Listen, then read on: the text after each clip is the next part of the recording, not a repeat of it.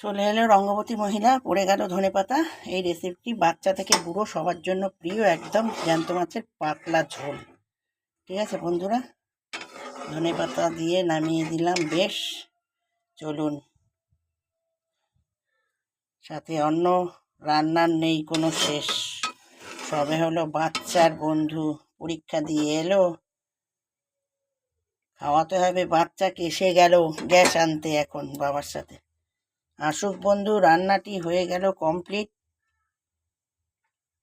বাচ্চাদের এক একদিন এক এক রকম মুখে স্বাদ এনে খাওয়াতে হয়, স্বাদ আনিয়ে খাওয়াতে হয়। আজকে এটা দিয়ে করলাম, কালকে ওটা দিয়ে করলাম, পরশু ওটা দিয়ে করলাম, তবেই তো বাচ্চারা টেস্টিং পাইবে। নালে খাবে কি বলুন? এটাই হবে একদম। আমার মেয়ে আবার একটু ঝোল খেতে খুব ভালোবাসে, ঝোল ঝোল। যাই হোক, দেখতে থাকুন, সঙ্গে থাকুন।